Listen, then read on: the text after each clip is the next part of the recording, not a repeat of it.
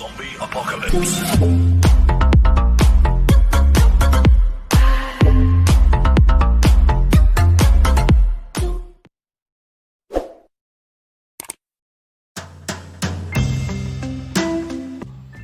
Assalamualaikum warahmatullahi wabarakatuh.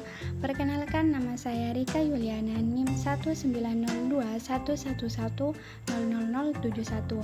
Nah, saya akan menjelaskan tentang yang pertama yaitu beberapa faktor yang mempengaruhi inflasi. Yang kedua yaitu pengaruh inflasi terhadap perekonomian negara Indonesia. Yang ketiga yaitu hubungan antara tingkat suku bunga dengan inflasi. Yang keempat yaitu hubungan antara tingkat suku bunga dengan jumlah uang yang beredar.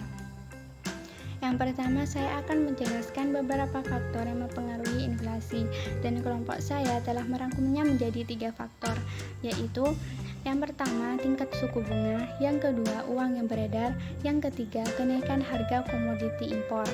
Yang pertama, tingkat suku bunga.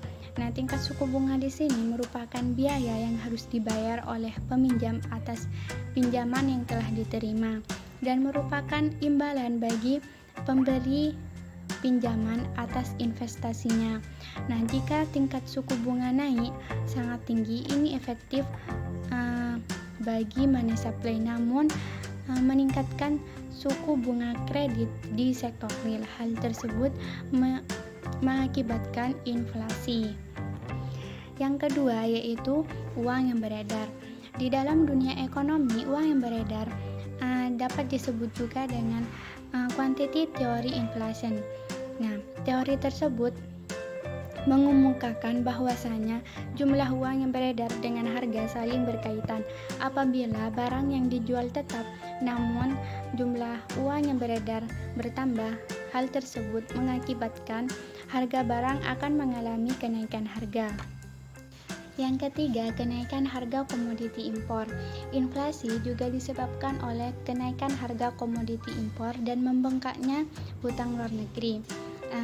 Ketidakstabilan nilai tukar terhadap mata uang asing mempengaruhi arus modal atau investasi perdagangan internasional. Hal tersebut mengakibatkan melonjaknya biaya produksi dan berdampak pada kenaikan harga barang. Yang kedua, saya akan menjelaskan pengaruh inflasi terhadap perekonomian negara Indonesia. Pengaruh inflasi terhadap perekonomian negara Indonesia cukup besar. Karena itulah negara begitu takut tidak bisa mengendalikan laju inflasi. Nah, di sini ada beberapa pengaruh inflasi terhadap pertumbuhan ekonomi. Yang pertama yaitu mengurangi daya beli. Inflasi dapat mengurangi nilai mata uang sehingga orang-orang dituntut untuk mencari uang lebih banyak daripada sebelumnya. Jika penghasilan tidak sejalan dengan inflasi, maka akan mengakibatkan daya beli turun dan juga taraf hidup pun menjadi turun. Yang kedua yaitu mendorong pengeluaran. Dengan menurunnya nilai mata uang akan mendorong para pemilik tabungan untuk mengeluarkan uangnya, kemudian menggunakannya untuk membeli barang atau jasa sesegera mungkin sebelum nilai mata uang semakin turun. Yang ketiga yaitu membantu debitor namun merugikan kreditor. Nah, supaya penonton lebih jelas, saya akan memberikan contohnya. Semisal si A merupakan debitor dan si B merupakan kreditor. Nah, si A ini meminjam uang sebesar 10 juta kepada debitor, kepada kreditor setahun lalu. Karena akibat inflasi, nilai mata uang yang harus dikembalikan menjadi berkurang. Oleh sebab itu, debitor diuntungkan karena membayar nilai mata uang yang lebih rendah daripada sebelumnya. Namun di sisi lain, si kreditor merasa dirugikan karena secara fungsional nilai uang tersebut sudah berkurang meskipun jumlahnya sama. Yang keempat yaitu memacu pertumbuhan ekonomi. Inflasi dapat menyebabkan konsumen lebih memilih untuk mengeluarkan uangnya daripada menabung, dan juga mengurangi beban utang yang dapat membantu si pihak peminjam atau si kreditor lebih cepat melunasi pinjamannya. Yang kelima yaitu distribusi kekayaan. Distribusi kekayaan terdiri dari kreditor dan debitor. Nah, di sini kreditor dirugikan karena menerima nilai pembayaran yang secara fungsional nilainya lebih kecil. Yang kedua yaitu produsen dan prakerja. Produsen dan pekerja. Produsen diuntungkan dengan harga yang lebih tinggi daripada harga produksi. Dan pekerja merasa dirugikan karena nilai upah yang diterima menjadi turun karena inflasi. Yang ketiga yaitu orang berpendapatan. Orang yang memiliki pendapatan tetap seperti karyawan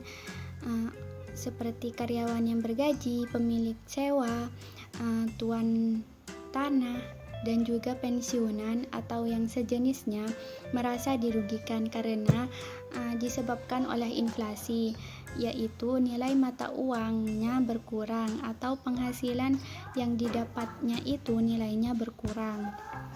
Yang keenam yaitu suku bunga naik. Mengapa? Karena pihak bank dan juga pihak kreditor menyesuaikan tingkat suku bunga yang mereka tetapkan dengan nilai rupiah terbaru. Yang ketiga, saya akan menjelaskan hubungan antara tingkat suku bunga dengan inflasi. Apabila tingkat suku bunga dianggap sebagai cerminan dari harga uang, maka dapat dikatakan bahwasanya tingkat suku bunga dan jumlah uang yang beredar bersifat negatif. Apabila tingkat suku bunga rendah, maka jumlah uang yang beredar akan cenderung naik. Begitupun sebaliknya, apabila tingkat suku bunga turun, maka jumlah uang yang beredar cenderung mengalami penurunan. Yang keempat, saya akan menjelaskan hubungan tingkat bunga dan jumlah uang beredar. Nah, apabila otoritas moneter melihat jumlah uang yang beredar berada pada tingkat yang harus diturunkan dan berpotensi terjadinya inflasi, maka otoritas dapat menaikkan suku bunga untuk merangsang masyarakat untuk menaruh uangnya ke bank. Sebaliknya, jika jumlah uang yang beredar berkurang dan menyebabkan perekonomian dalam keadaan tumbuh namun lamban atau over slowly, maka otoritas bisa menurunkan tingkat bunga.